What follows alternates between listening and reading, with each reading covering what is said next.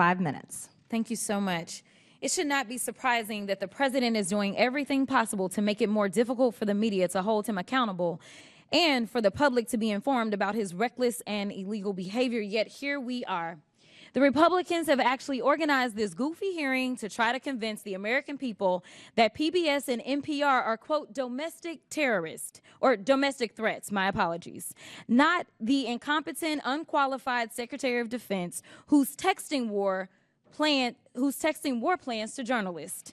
But it's y'all, PBS and NPR, the American people are supposed to be worried about. You can't make this up. It's as stupid as it sounds. The American people should be worried about the president threatening to investigate NBC for treason for reporting on his felony convictions, or arresting reporters and stripping networks of their licenses for not saying nice things about him or not using Gulf of America. The Republicans' witness, Mr. Gonzalez, went so far as to suggest that because NPR and PBS reported on the murder of George Floyd, they, quote, represent a danger to our physical health as well as to civic health of our body politics.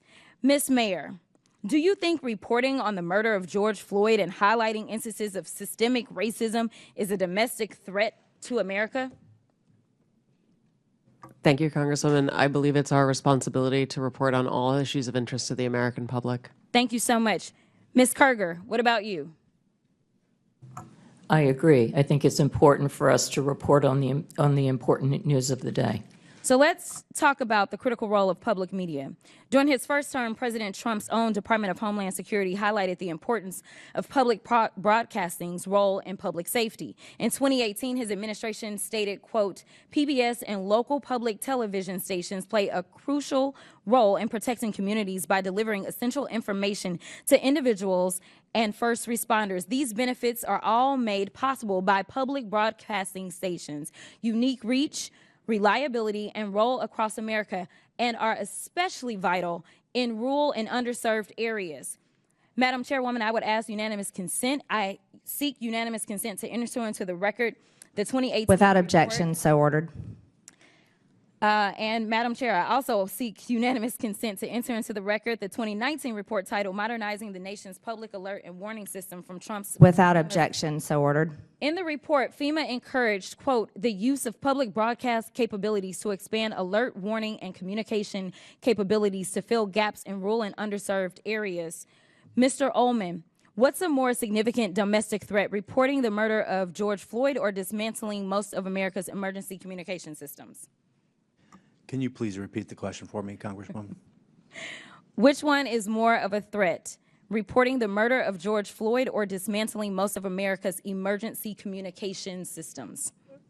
Dismantling the emergency systems. And isn't it true that in Barrow, Alaska is the only, isn't it true that KBRWAM in Barrow, Alaska is the only broadcast service available in an area of more than 90,000 square miles? That is correct. It's also the North Slope, where the majority of all the oil production that comes from Alaska takes place. Thank you so much. And isn't it true that without these stations' broadcast, Americans in rural communities would lack access to life-saving information and public safety alerts? That is correct. So in your opinion, would eliminating funding for stations in rural America like WNGH Channel 18 in the Chairwoman's District hurt Americans?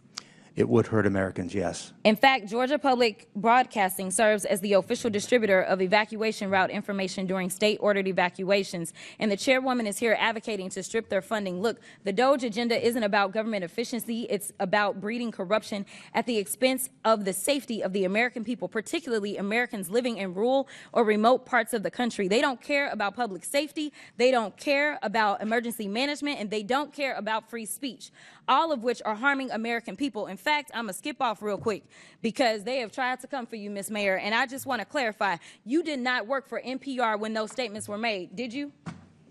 That is correct, Madam And to Chair. be clear, free speech is not about whatever it is that y'all want somebody to say. And the idea that you want to shut down everybody that is not Fox News is bullshit. we need to stop playing, because that's what y'all are doing in here. You don't want to hear the opinions of anybody else, and the Constitution states Congress shall make no law respecting or establishing of religion or prohibiting the free exercise thereof or abridging the The freedom of gentlewoman's speech time has or expired. press. The gentlewoman's time has expired. Madam Chairwoman, can I put something into the record? Unanimous consent, please. Without objection, so ordered. Thank you. I'd like to put under this NPR article what Biden preemptive pardons for family members could mean for presidential powers. If I could submit to the record. Without objection, so ordered. I now recognize the gentleman